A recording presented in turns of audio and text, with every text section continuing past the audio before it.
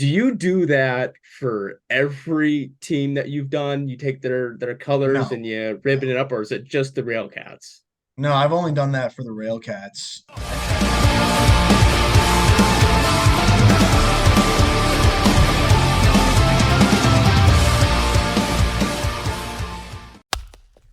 Hello, RailCats fans, and welcome back to another edition of the RailCats Talk Podcast. I'm your host, Kyle Savetich, and as promised, I told you something special would happen, and it did.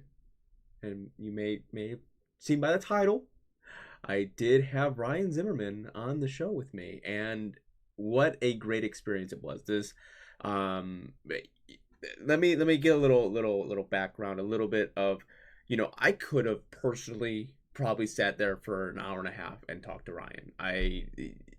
Very intelligent person, has his background is wide, his story is awesome. Just the sheer amount of change that right before he left for college that came about, and you know where it led to him, and the path that was laid out for him, and why he's where he's at with the RailCats, and with Vermont ladies basketball team, that kind of stuff. uh, Very, very nice guy. All the respect to him. I'm happy that he came on the show. I'm hoping to maybe have him more on the show, as well. I got so many questions to ask that I just didn't have to ask, that I couldn't ask, just because using Zoom you only get 40 minutes. Um, there was a plethora amount of questions that I didn't even get to. The one that I was sad I didn't get to. I know it's kind of redundant to a certain extent. Was um, the last time the RailCats played Milwaukee, Ryan Zimmerman, the pitcher, was playing, and he was pitching, and he went on this whole rant about all the different Ryan Zimmermans in baseball and the American Association and stuff like that. And I wanted to give like a rundown of it, but I just didn't have time. There's just so much to talk about in such a little amount of time. He does sound a little coarse. He was coming off of an illness sort of deal coming into the weekend, that kind of stuff. Uh, Before we get to the interview, I'll talk about the Fargo series, looking at Winnipeg. Um, but the big thing is that if you don't get a chance to listen to the RailCats broadcast, really do. Really, he brings a different kind of level of excitement to the game. He is one of the top, I believe, American Association broadcasters out there. I've listened to plenty of them. Um, and some of them aren't, they're just not as good, and he gets better by the game, by the year. I mean, the difference from last year to this year is huge, but in a good way. It's not like he was terrible last year. I thought he was great last year. The first time I heard him, I said, oh, this guy's he's got potential to be really good. And I come a couple of questions I asked him about the green and white, wrap it up in green and white at the end of when the RailCats win, and where that's going to hold a special place for the RailCats, in his heart at least. I'll let him talk more about that when we get to that point. But if it seemed a little rushed, the interview did. It's just because I was on a time constriction. I wish that I wasn't, but I was. I'm hoping this will lead to just more than um, Ryan. Maybe this will lead to more talks with Lamar Rogers, front office members, players, that kind of stuff. So it's just going to kind of get it into motion. So this was recorded Monday, the day off before the Fargo Moorhead series. So it's a little bit out of dated on that portion of it. But hello, RailCats fans, and I am with the voice of the RailCats, Ryan Zimmerman. Thank you, Ryan, for joining me today. I know you had a long, busy road trip to Fargo. How was your bus trip? It was better than you would think. Yeah, I I've been doing this now. This is my second year. I've learned how to survive these long bus rides, so I was able to make it through. I know what works for me. well, that's always a positive thing. So in this interview, I want to do mostly, get to really know who you are as a person. Then we can kind of get into the RailCats. I know everyone here wants to hear about the RailCats, but you are the voice of the RailCats. You have really caught my eye, my ears the first time I heard you. I think you're brilliant in what you do, and in building upon that, there's a lot of great questions I have and things like that. But starting out, you were born and raised in Chicago, correct? Yeah, that's right. What led you to broadcasting? Well, before I answer the question, I just want to say thank you so much for the kind words. It really is an honor to be the first guest on the RailCats Talk podcast. But really, I grew up a big sports fan, baseball in particular. My house, which I'm living in now, it was a mile from Wrigley Field. So my parents would always take me to games growing up, and being a 5 and 6 year old kid. Neither of my parents are from Chicago. They didn't really have ties to the teams that they grew up with. So they took me to my first Cubs game, and I was just hooked from there. So every time you see me tweeting about the Cubs, that's where it comes from. Just I've been a fan ever since I can remember. But in terms of broadcasting, it kind of just happened. I was just scrolling through my Facebook one day. I was working at an overnight summer camp, and I was just scrolling through my Facebook before my campers woke up. And I saw a post in my school's class of 2020 Facebook page, and it said, "Hey, come join our radio station. We do this, this, this, and this. We travel. We get to have a lot of fun." And I thought, you know what? This could be a really cool thing to say I did while I was in college. So I'm going to go for it. And so I started my freshman year, and then by the end of my sophomore year, I'm thinking, you know what? This is actually really cool. I'm going to really go after this now. That's awesome. And you went to California in Berkeley there. Correct. That's Go Bears. the Bears, Golden Bears. That's a crazy trip to make from Chicago all the way out there. What led you to California? So it had a lot to do with family. My dad's from Sacramento. I have multiple family members that live around the area. My grandfather actually still lives in the house that my dad grew up in. So it has a lot to do with that. It has a lot to do with the fact that I've had a lot of family members go there. And whenever I would visit, they would take me by. So when it was time for me to think about where I wanted to go to school, that was just the natural choice. So, looking through, you've done every sport. Or what sport haven't you done broadcasting for? Because you got swimming, diving, volleyball, soccer, baseball, football. I think maybe softball's the only one I didn't see in there. Like I the have done softball before, okay. yes. I would just kind of I haven't done as much of it, and I really want to do more of it because really, at the end of the day, as much as I love baseball, I never want to get pigeonholed into only doing baseball. I have so many other interests outside of it that I want to pursue everything. But yeah, I totally get that.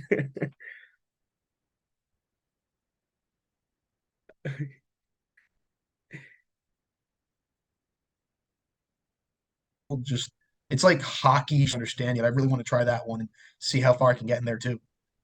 That's awesome. I know you cut out a little bit before the hockey portion of it on my end. But like I said, I growing up, I coached football, baseball, and softball, and I would say softball was probably my favorite one to coach just because it was Oh, fast nice. paced game. It's baseball condensed down, and there's a lot more to it on that aspect of it. But I know a lot of broadcasters say you gotta have to open the field, and you never know where it's gonna lead you. And it's the same thing I think when you play sports, you don't want to be pigeonholed to one sport. Most of these professional athletes played three sports growing up, so it's just one of those that it's interesting to hear other feedback on that portion of it.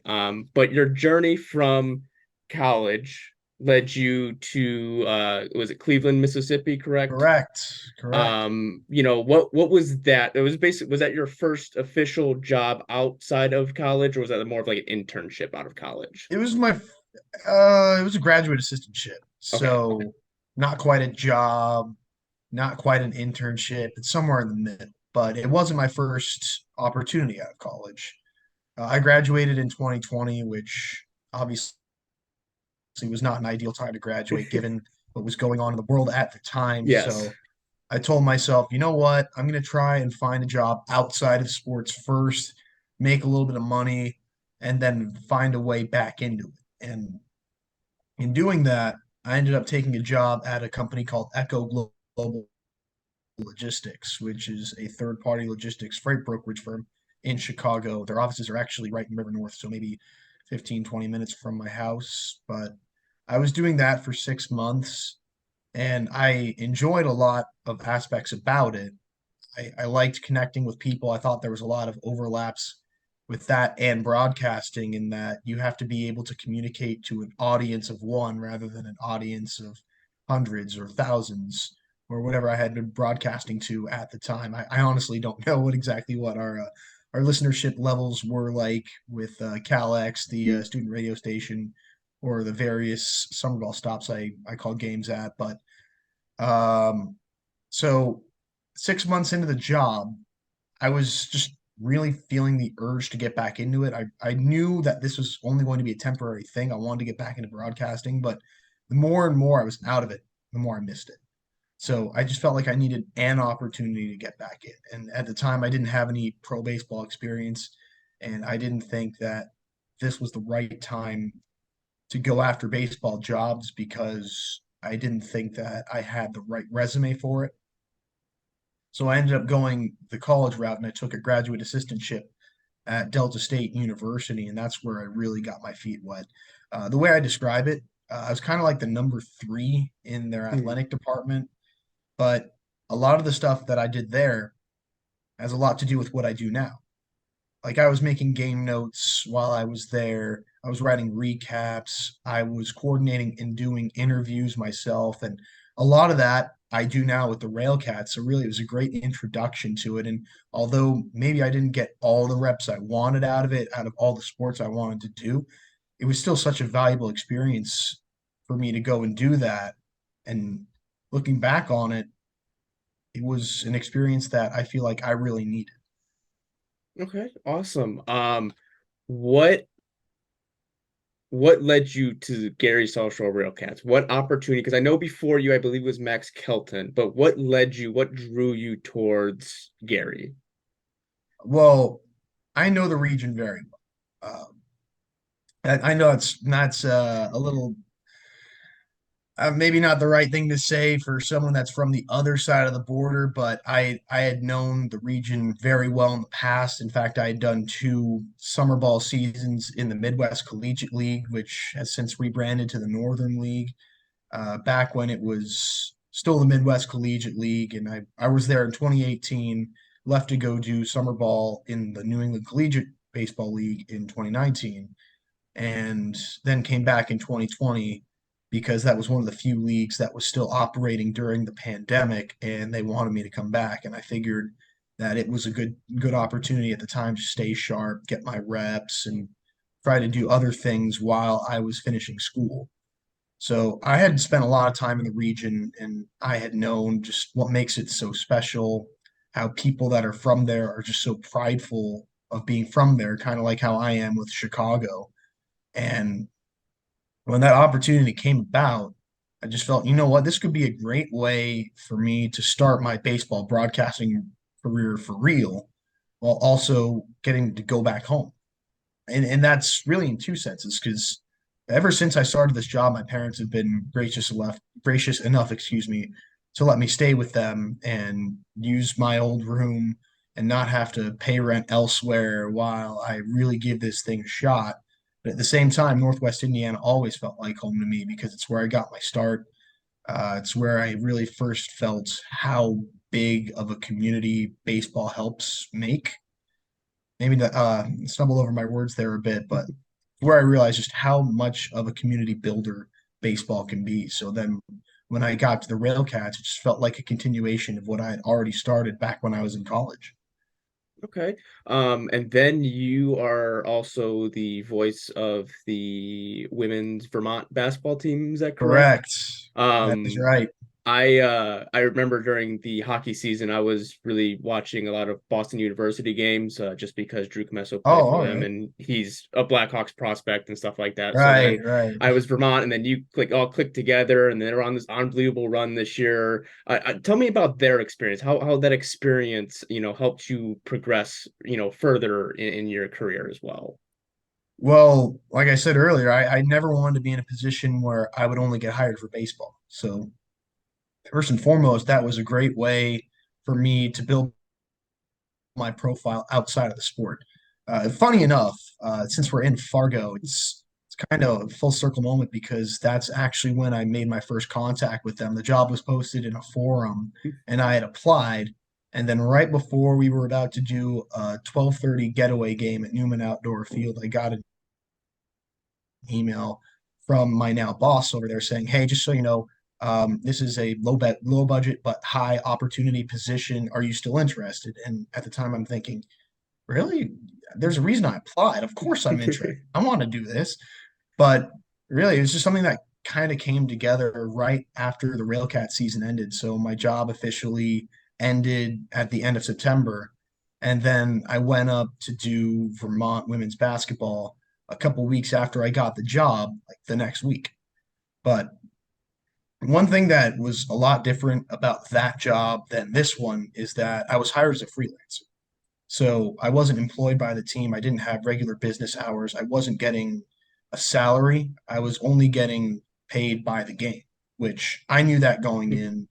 I'm fine with that, and I'll continue to do that. But at the same time, while I was doing that, I also had to learn how to be self-sufficient and really live on my own for the first time since graduating college. While I was at Delta State, I had help from my parents, and being a student at the time I was pursuing an MBA, I still got a lot of help because I wasn't making money. I was just making a stipend that went right to my tuition. But really, this was me learning how to live on my own for the first time. So I got a job as a tech consultant at Target to help pay for an Airbnb I was staying at in the meantime.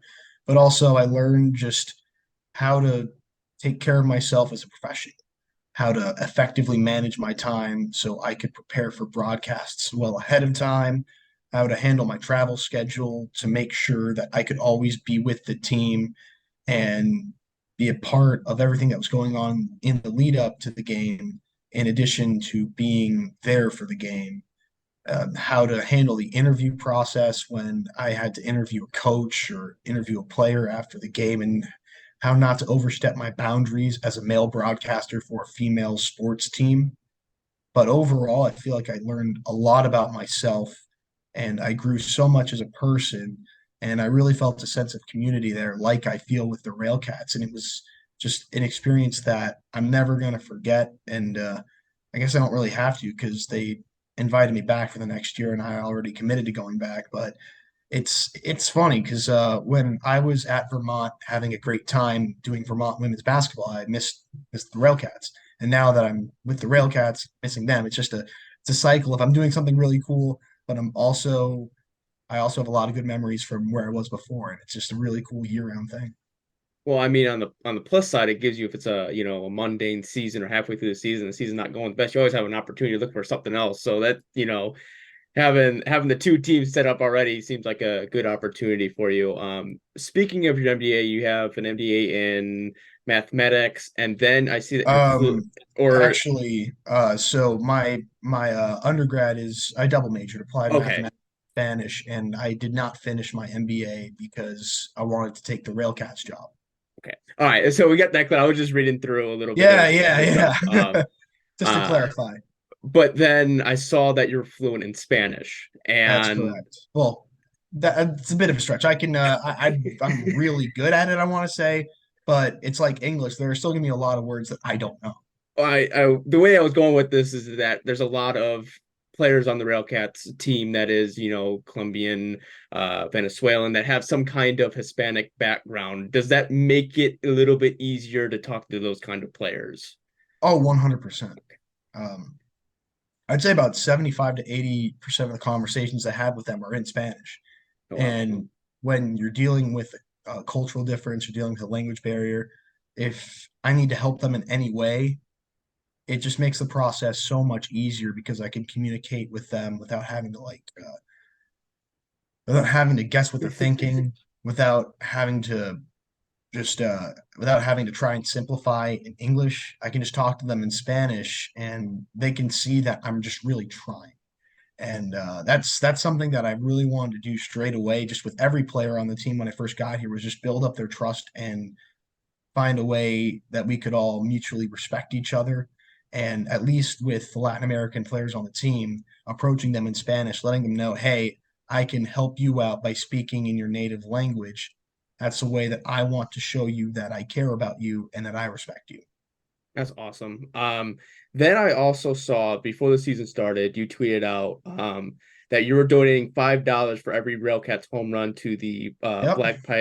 Black Play-by-Play Foundation. What was that about? Where did that come about, and why invest so much time into that? Well, first of all, during the pandemic, before like a couple months before the Black Play-by-Play Foundation was established, I actually networked with the broadcaster that started it. His Oh name is wow. Adam Giardino, and I consider him one of my biggest mentors in this industry. He's one of the most genuine people you will ever meet, and I'm very grateful for everything he's done for me up until this point.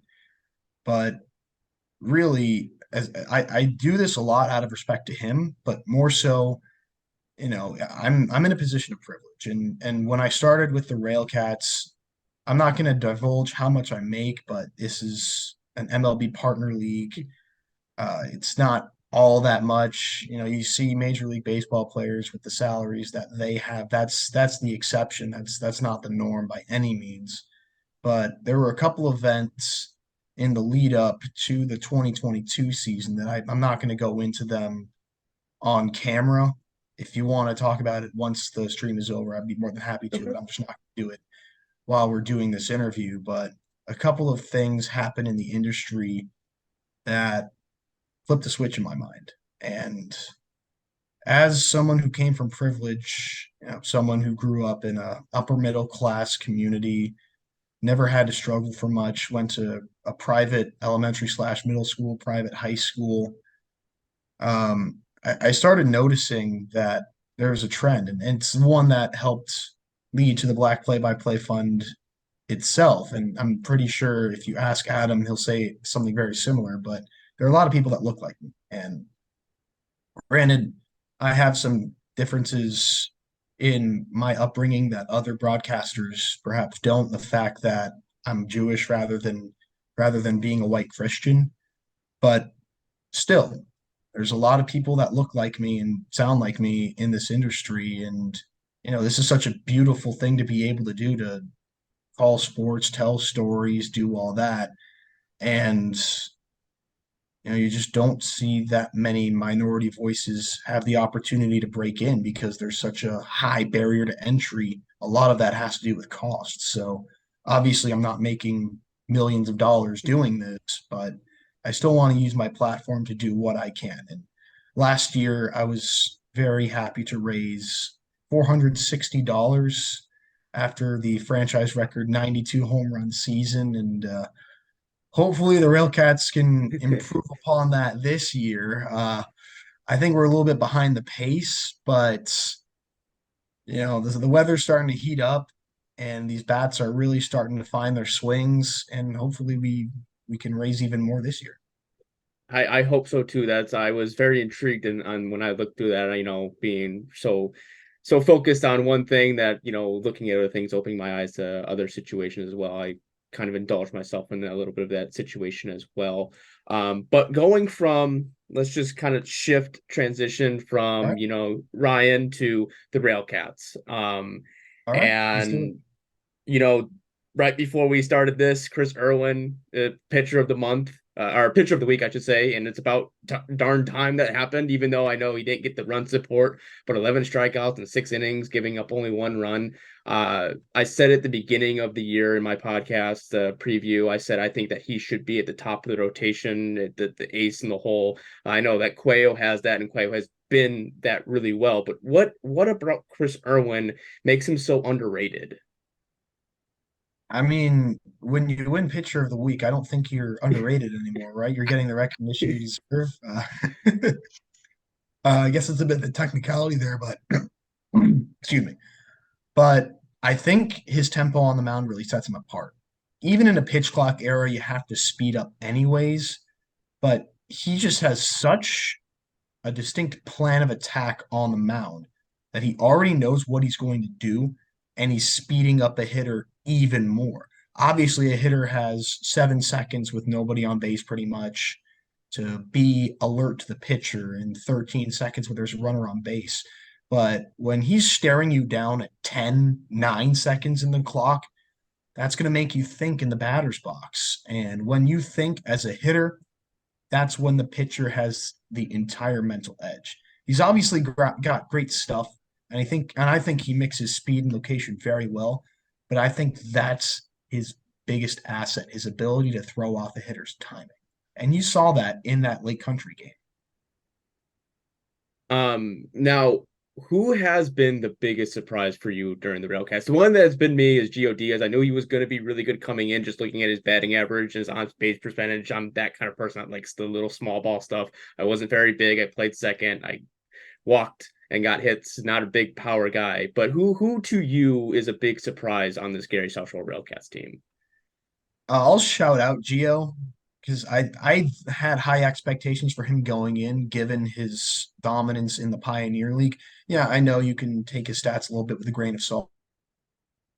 They play at elevation. Perhaps the level of competition, as good as it is, isn't quite the American Association, but he's been a real pleasant surprise at the top of the lineup. And now you have two guys, him and Michael Woodworth, that can both set the table for a lot of capable bats in the middle of the order. But the reason I'm not going to say Gio is because he already has professional experience. The person I am going to say is DJ Wilkinson. The reason is because he's a true rookie. He obviously had really good stats in the MLB Draft League last summer with the Trenton Thunder, and he had a lot of experience in a couple of different roles at a couple of different D1 schools. But he's emerged as this team's closer as a true rookie. He's never played professional baseball up until this season, but every time he goes out on the mound, he looks like he's been here for a while. Yeah, he was. I was expecting Matt Leon to be that kind of closing role, but DJ Wilkins come out and he's been outstanding. I mean, Matt's But been excellent too, yeah, though. yeah, But he he has. also has a lot of pro experience, Yeah. and he struggled a bit his last couple outings, but I think he's finding his way back to form. And the last two innings in that last Lake Country game, I think, show that. Oh yeah, I would agree with that. I know it's been a lot of inconsistency recently. During the Cleburne series, it seemed like the starting pitching would start out strong and the relief would kind of the wheels would fall off a little bit, but then the bats would start off late. But there was such a big hole that the team was falling into. Do you know anything or what Lamar Rogers is saying in that clubhouse to try to get the consistency going? Or, what kind if the consistency does get together? What kind of team are we looking at? I mean, what exactly can you say? Baseball's such a random game. You don't know what's going to happen day in, day out. You could have the most talented team in the world and still have a losing record just because baseball is so random. There are hundreds of thousands of different outcomes that could happen over the course of any given game. But I don't think there really is anything to say. Just go out and play the way you know you're capable of and give your team a chance to win. Obviously, credit to the last couple of teams we played, Cleburne, Sioux City, Lake Country. I know we won the Sioux City series, but Cleburne's an excellent team. So is Lake Country. They're finding their stride under their new manager and Ken Huckabee. But when this Railcats team gets hot, and just having watched them play the first 35 games of this season, I think it's only a matter of time before they go on a streak and just tear up the East Division. And with all the parity in the East, I think that run will push them right towards the top. But you're going to see a team that continues to fight every night, even though they haven't had the results they wanted. They will grind you down to the final out, and they will never give away an at bat, never give away a single pitch. But you're going to see a team that, one, just hits everything in sight. Whether it's for power, whether it's for contact, you're seeing their approach to the plate. It's really improved over the last couple of weeks. You're seeing them take more walks. You're seeing them square the ball up a little bit more. Maybe it's just a matter of pitching being ahead of hitting at the early stages of the season, which is natural. But now you're seeing them get back into their stride at the plate, and the results are coming. Granted, the luck hasn't always been there at the plate, but the approach has been, and that evens out over time. In terms of pitching, I've never really been worried about the pitching at all. I think that's one of our biggest strengths. That and contact hitting, I think, are our biggest strengths. But I think once the pitching just finds its groove just throughout a 9 inning game, when you get a complete output from the starter all the way to whoever closes it out, You're going to see a team that knows how to work the strike zone and knows how to keep a hitter off balance. Maybe not the most overpowering stuff, but they're going to have a really smart approach that gets you out. Well, that it's fair. I know. I think I looked at one statistic. I think in one baseball game, it's like 1 million something different kind of variations. Someone broke it down to all the Something it's a crazy like crazy number that. And like it feels that. like a lot of times the Railcats have just been getting the short end of the stick. I would say I would agree with that. A lot of times it's like, oh, you got to be kidding me. And certain circumstances, it I goes in mean, the their way that way. Saturday game ended, what can you Yeah. do but tip your hat? Blake Tiberry made an incredible play. There's nothing you can No, do. no, I would say that just kind of looking at a handful of Mariaga, Castillo, Diaz, Lingua, and Woodworth. I mean, they've all had very solid contact, and sometimes it just goes right to someone, and it's just their batting average would be more skyrocketed, but it's not because baseball's such one of those games. You get good wood on it, and next thing you know, you just line up the left field, That's and baseball for you. it's You could hit the ball really hard right at somebody, or you could just hit a little nubber yep. and you're on first base. It's a crazy one. Going on this road trip, you going to Fargo, you're in Fargo right now, then Winnipeg. Any kind of fun eating areas. This is your second time around the American Association. Anything, fun in those two ballparks that, you're gonna do, or just kind of sit in the hotel room and relax. Well, I'll tell you straight up, Fargo and Winnipeg, well, Fargo Moorhead, I should say, and Winnipeg, they have some of the best ballpark food outside of the Steel Yard. I'd say they're top of the West Division along with Kansas City easily. And the thing is, there's no such thing as a bad meal in the American Association. Every single ballpark does it right. But I just happen to really like the way that Fargo Moorhead serves their broadcasters because you can go right up to the club level and order a really nice burger and it's really good. And Winnipeg always has really good pressed food. But outside of that, there are a couple of restaurants that I really want to go to. One of them in Fargo, maybe not so much a restaurant, just a Hornemacher's, a grocery store that I've heard so much about. And they have a really nice buffet, kind of like a Whole Foods, but a little bit less expensive. And in Winnipeg, I'm really good friends with Tanner Hoops, the broadcaster of the Sioux Falls Canaries. And the first thing he did was go to Smoke's Poutineery. And when I was a freshman at Cal, there was one about a block and a half away from campus and it closed down after that year. So I haven't had it since. And when he got it, I found out there was one in Winnipeg. So now I gotta go. Oh, nice. So outside of the Steel Yard, what stadium is the best setup for the broadcasting? Um, this is personal bias because it's the closest one to me, but Chicago. Whenever we play the Dogs at Impact Field, I don't go to the Steel Yard first. It makes no sense for me to drive east Hmm. when we ultimately have to go all the way back west and then through downtown. And if I just go from my house, it's about a 25-minute drive and I don't have to deal with downtown. But the press box there is really, really well set up. There's a bathroom right behind you. So if you have to go during a game, you can hold out until the final out of an inning and then not have to miss a pitch. They set you up in the Rivers Club, and they always have a really good spread in there. And their servers are just some of the most wonderful people you can ever meet in this league. I really like Chicago. Plus, obviously Sam Brief and I are really good friends. He was actually my first call when I got this Oh job. wow. Believe it. We had known each other for a long time, even before that. And when I had my interview, I actually talked to him first to get a grasp of the league, and then that's why I gave him the call. But just they make it really easy for you, and they're very welcoming as a staff as well. But I will say this: their hashtag is no ketchup, and I strongly believe that. But if you go to the Rivers Club, you can have a hot dog with ketchup. That's blasphemy. You will never see me do it. I despise putting ketchup on hot dogs, but technically you can. Okay. Well, I mean, technically one of their mascots to catch up, so I'll give him a they get pass. a free pass, I guess. Um, I mean, he is the villain though, so that yeah, he that is the plays a villain, role. Um, you know, outside, we're gonna have bias to Gary just because it's the team that Naturally. we're naturally. You have the rowdy railcat cowboy crew who Paulie's one of the first people that's really followed me. Chuck, who's a host member for families.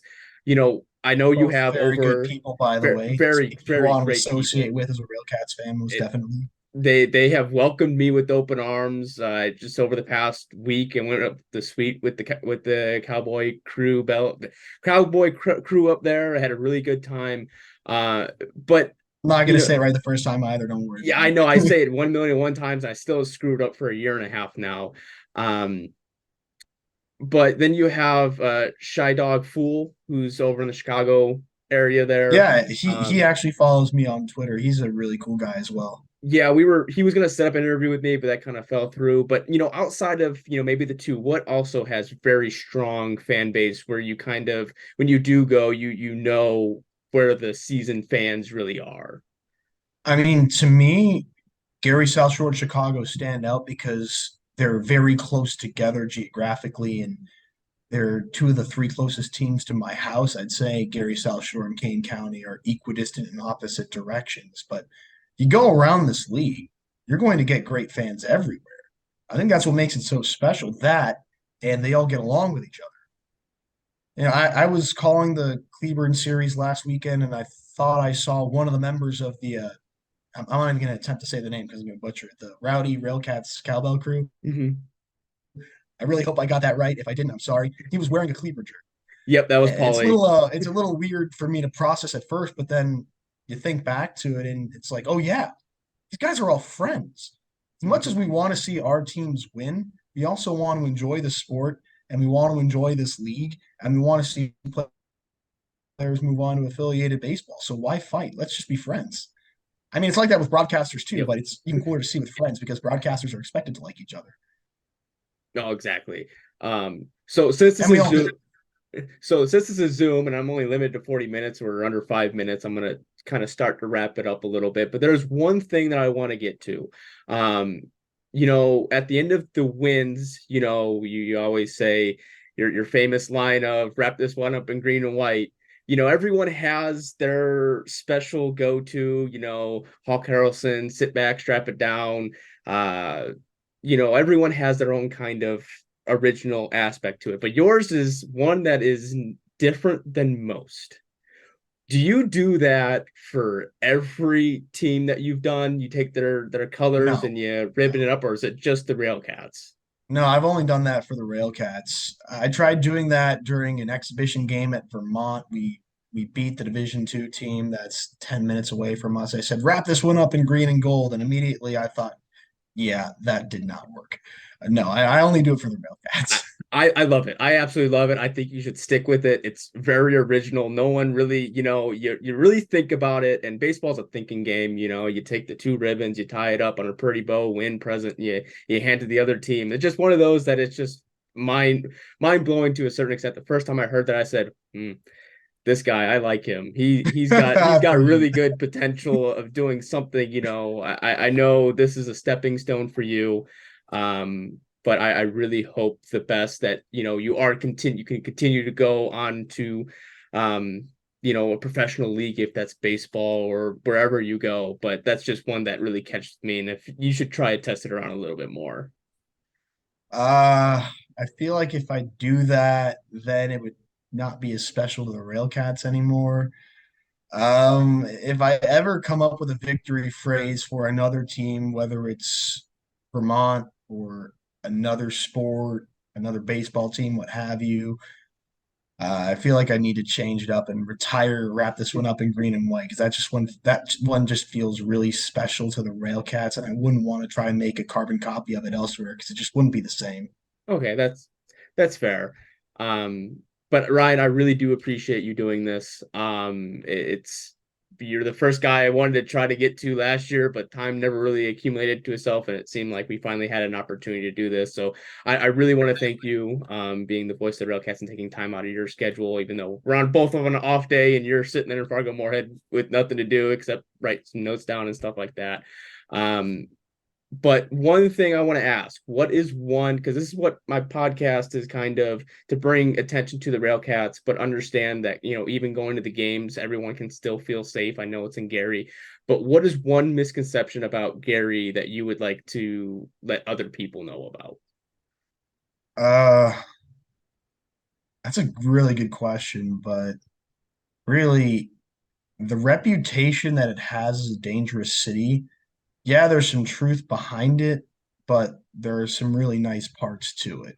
Just so happens that the stadium is in downtown and doesn't necessarily have the best optics, but the city of Gary is such a blue collar, hardworking, roll up your sleeves, get the job done type city. And I think it has a lot of character and a lot of heart. I think that gets lost in a lot of the things that you hear on the news whenever something happens in Gary. But it's a town with a lot of character and a lot of really good people. And I wish they would get more credit for that than for all the negative stuff that you hear on the news sometimes. Well, thank you for your time. I'm just it's less than 1 minute. It's beeping at me, so I appreciate your time, Ryan. I really do. I hope to keep in touch with you Absolutely. going forward. Hopefully, maybe All-Star break we can do something else along the lines and see we're at the halfway point and kind of talk more baseball if that's good with you. But that's all I got. Is there anything else? Oh man, I'm all talked out now. I gotta Okay. save the vocal cords for Fargo Moorhead tomorrow, but it's always a pleasure. It really is an honor being the first guest on the show. Hopefully, this isn't the last time. Oh, it definitely won't be. So I appreciate your time here today, and hopefully the Railcats can get ourselves get back on the right track. Yes, sir. And I want to thank Ryan Zimmerman again for joining me on the podcast. It was great to have him on. I hope you guys learned as much as I did with Ryan and the kind of person he is. So be sure to, if it's on not on AATV, if you're out on the road, or sometimes I like to take a nice little campfire and listen to the radio, and doing that on Mixler and listen to Railcats games, always a fun one. He does a very good job of making sure that it's radio and TV side of it kind of deal. So be sure to listen when you can, or even if you go to the ball games, put on Mixler. They have an app; it's free. Put an AirPod in, or play it on your phone. Who cares? Support him and the Railcats on that portion of it. I know I try to do when I can. Um, Very, very good broadcaster. He's got a bright future, and I can't wait to see what the future holds. If it's with Railcats or without, whatever the case may be. If you want to follow him, he is on Twitter. It's at Ryan Zimmerman 24, just like how it's spelled. I know there's a bunch of different Ryan Zimmermans out there, but it's Ryan Zimmerman 24. So be sure to go out there and follow him. If you see him on the concourse, whatever, say hi. It's we want to he definitely, I know he wants to talk with fans and that kind of stuff, so be sure to get a hold of him and see him and all that other good stuff, but yeah, that's gonna wrap it up for this podcast. I hope you enjoyed it. I know I did. I enjoyed doing the show and interviewing Ryan for my first taste of doing that. So it was really fun and exciting for me on that portion of it. But be sure to follow the Railcast Talk podcast on all social media platforms: Facebook, Instagram, Twitter, YouTube, Spotify, all that good stuff. So if you enjoy the podcast, please leave a like, comment, and subscribe. I'm your host, Kyle Savedich, and I want you to enjoy the rest of your day, rest of your evening, whenever you're watching this, and go Cats.